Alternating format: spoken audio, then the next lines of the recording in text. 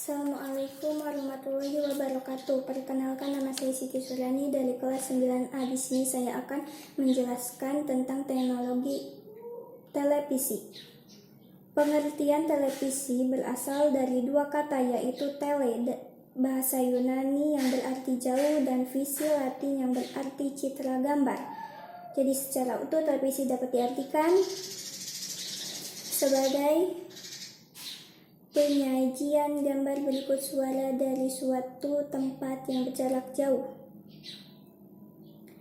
Televisi menurut para ahli, menurut Ilham, televisi merupakan alat penangkap siaran bergambar berupa audiovisual dan penyiaran video disiarkan secara broadcasting. Kata televisi berasal dari bahasa Yunani, yaitu dari kata tele yang berarti jauh dan vision yang berarti melihat.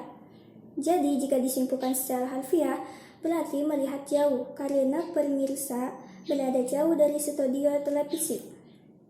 Menurut Adi Bajuri, televisi merupakan media pandang sekaligus media pendengar berupa audiovisual, sehingga penonton tidak hanya melihat gambar yang ditayangkan televisi, tetapi juga mendengar ataupun mencerna narasi dari gambar tersebut. Sejarah dan perkembangan televisi. Dalam penemuan televisi terdapat banyak pihak, penemu maupun inovator yang terlibat, baik perorangan maupun badan usaha.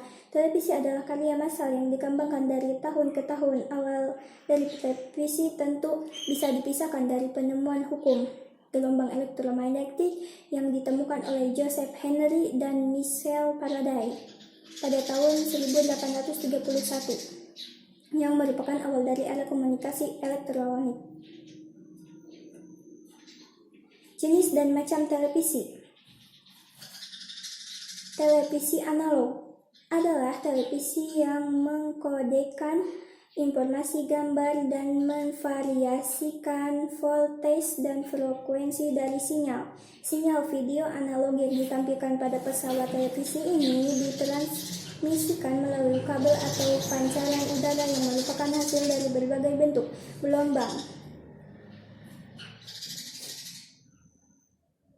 Televisi digital adalah televisi yang menggunakan modulasi gambar dan sistem kompresi untuk menyebarluaskan video, audio, dan signal data ke pesawat televisi. Ciri karakteristik televisi audiovisual, yaitu dapat didengar sekaligus dilihat. Oleh karena itu, televisi dapat dikatakan sebagai media massa elektronik audiovisual. Berpikir dalam gambar.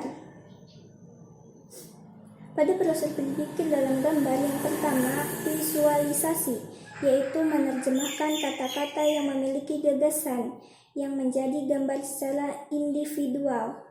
Pengoperasian kompleks. Jika dibandingkan dengan siaran radio, siaran televisi jauh lebih kompleks serta lebih banyak dilihat orang. Fungsi dan tujuan televisi. Alat informasi, media edukasi, kontrol sosial, fungsi hiburan, media penghubung secara geografis. Program acara televisi.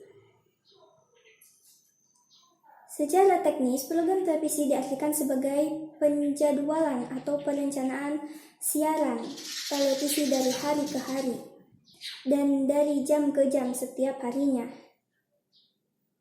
Kelebihan dan kekurangan televisi. Kelebihan televisi yang paling terlihat adalah memberikan gambaran berupa video apabila dibandingkan dengan media massa lainnya seperti radio, majalah, surat kabar, buku, dan lainnya. Cukup itu saja dari saya. Wassalamualaikum warahmatullahi wabarakatuh.